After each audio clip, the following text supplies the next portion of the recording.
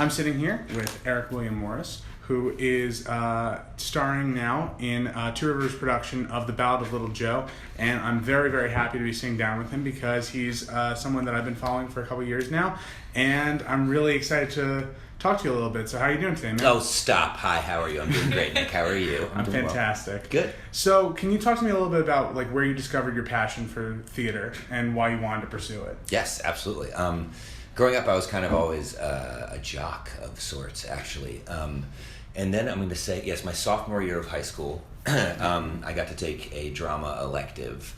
And so I remember the first week of September of my sophomore year, the drama teacher, his name is Oki Chenoweth. He's still a very good friend of mine. He's an incredible artist, a wonderful teacher. He said that the play they were going to be doing that year was Hamlet, and that we would be working on it in class, and if you wanted to audition, you could. And I was kind of like, all right, whatever.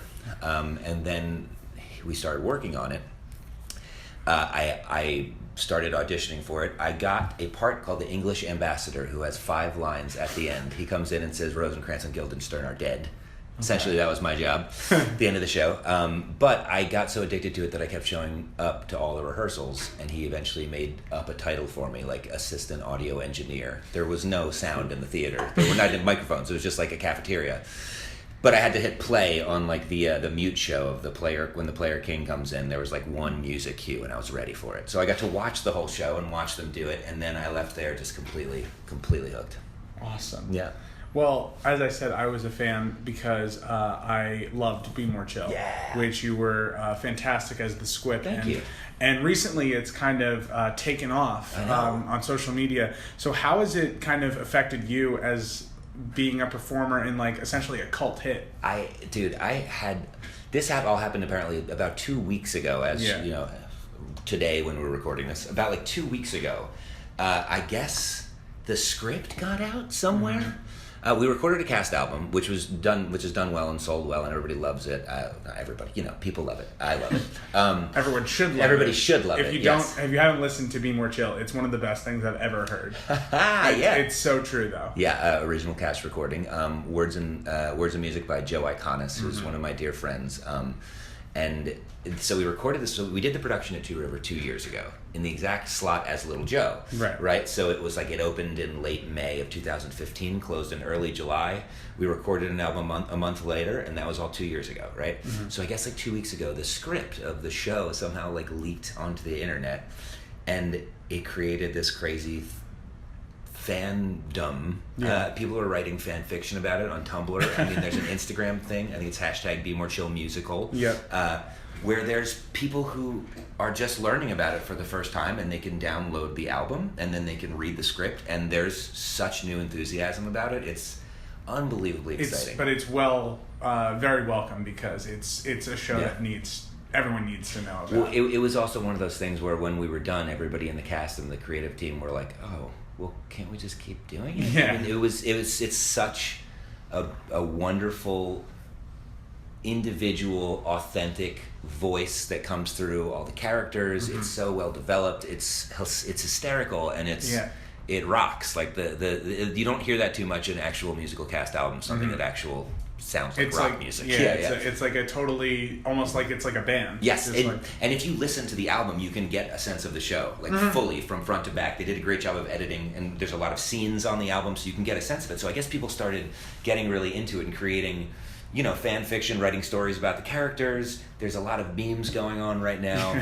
It's just, I mean, I only found out about it a couple days ago, so I can't say that it's affected me, like my outlook on like the world because of it. But I have to say I have to say 2 things. 1, like absolutely this is the musical that totally deserves that. And 2, man, like how come that didn't happen 2 years ago at the same moment that it, right. You know what I mean? It's so bizarre that today it takes something like a script leaking onto the internet to like get people around the country to understand that something's going down. Sure. You know what I mean? But it's awesome, and I cannot wait for more and more and more and more people to find out about it. And I hope that this frenzy is created, and we need to put another production out. So if you haven't seen any of it, it's on Instagram, Facebook, Tumblr, #BeMoreChillMusical. Yeah, it's great. So what's it like to be back at Two River? Because it's been 2 years now. Yeah. And so what's it like being back? It's incredible. It's my favorite theater to work in. I'm not kidding at all. Really? I've worked in many, many places. They take such good care of their artists and their staff and everybody here. Red Bank is an incredibly beautiful town. I'm in an apartment on the river. Like, I opened up my window and saw a crane go underwater and eat a fish. I saw him come up and like swallow it, and I was like, where am I? This is gorgeous. And the facilities are like world class. They bring in incredible artists to work on every show. So I've been looking forward to this day for a long time, which is the first day that we're out of rehearsal in Red Bank right now. So I'm very excited.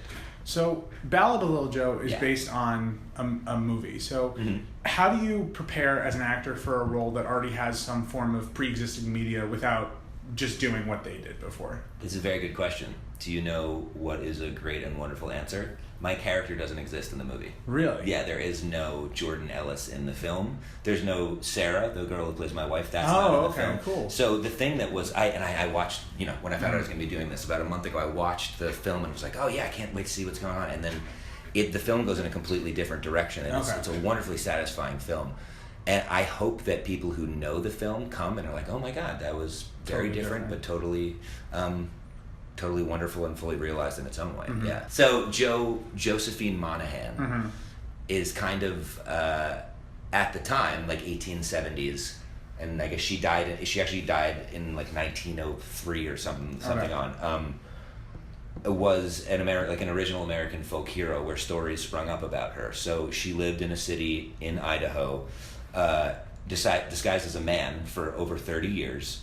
And then she died, and it was after her death that everybody in the town found out that she was a woman. So nobody ever knew she was a woman. Okay. So those are the facts of the actual person, and then both the film and the musical take that like folklore and take it in different directions. So, well, since your character is brand new for the show, talk to me a little bit about it. We just sat in for the first rehearsal, and I thought it was really, really awesome. But Thanks. He kind of gets involved with a lot of different things throughout the show. Yeah. So, who is your character, if you were to explain it? Sure. Yeah. His name is Jordan Ellis. He's it's a story about frontier people. Essentially, they come to this place called Silver City, Idaho, and they're the first people there because they found silver in the mountains. I think the mountain's called War Eagle Mountain or something, or I don't know if it was named that after the fact. But so the first people here, it's incredibly rough terrain, mountainous. The winters are like bitter cold. The summers are like incredibly hot because they're in a desert. And these men and women create this town there, and they settle there, and they make a town. And eventually, a silver mine company comes in, and the town springs up. I think at its biggest, there were something like 3,000 people there. But so Jordan Ellis is one of the miners there.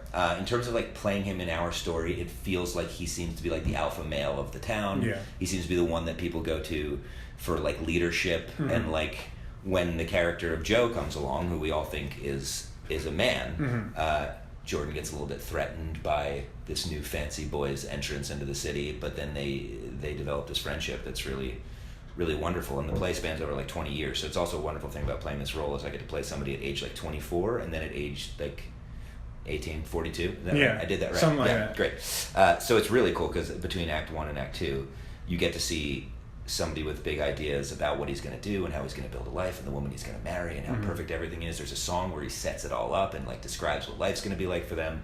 And then second act is like 18 years later, where they have a lot of the things that he said that he was going to give to this woman, but a lot of the times things aren't always as perfect as you think they are when you get them.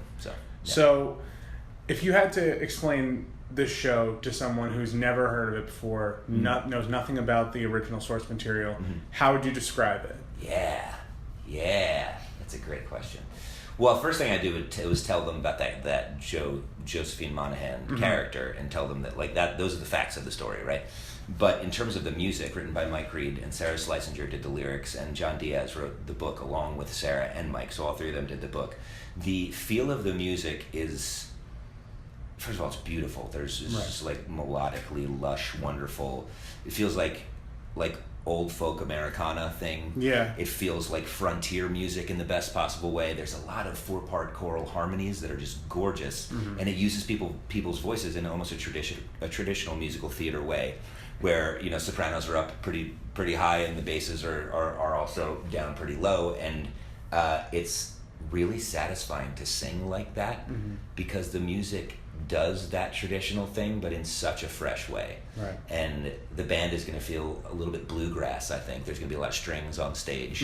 So the vibe of the music is kind of like that. And it's very much reality based in terms of costumes and design, and there's nothing fantastical going on. It's our concept, which we just talked about today with our director, John Diaz, was that we're a group of actors essentially traveling the country telling this important story, like handmade theater, which is kind of my favorite kind of thing. Yeah, it's really cool. And so now we haven't really gotten the show yet on its feet, but we did the full read through. Yeah. And so that was really, really cool. So what are your hopes for the rest of this rehearsal process leading into opening night? This is my favorite part of every process. We haven't got up on our feet yet, essentially. So this afternoon we're about to choreograph the first number and stage the first thing and see what it's like. So my hope is my hope is that I can bring to it the amount of enthusiasm that our director John Diaz has for it, and the amount of enthusiasm that all the artists he's assembled, like all the designers and the choreographer and the music directors. And I feel like there's so much love of this story that my hope is that I can fill it with as much love as they have for it, kind of thing. Yeah. And so I guess my final question would be, why should people come to see this show? Because it really, like, you have to sort of see it. You do, yeah, and you absolutely have to see it, not just hear it. Come and see it live. It's theater. Like it's like it has to be theater. It cannot be a film. You have to be in the room with these artists doing this thing. I would say that we talked about just about a couple hours ago about how a good piece of art is timeless and always feels important for the time period it's in, no matter when you're doing it. It's like why the great classics live on. Why Romeo and Juliet is always, is always, what's the word I'm looking for? Relevant, right? This story feels relevant now for many reasons. A lot of them is like what's going on in our country. A lot of it has to do with like gender identity. A lot of it has to do with like physical violence and abuse. A lot of stuff is resonating right now, and you can say that 10 years before, you can say that 10 years after. It feels very, very relevant right now to be telling this story, and that's an important thing that people should come and see live. Definitely. And everyone should come see it live because it's going to be a really, really beautiful production. Just on seeing people standing with music stands alone was pulling at the heartstrings. Yeah. So you need to come see it at Two River Theater. I want to thank you so much for sitting down with me today. And I can't wait to see what you guys pull together on opening night. Thank you so much. I can't wait to see you either.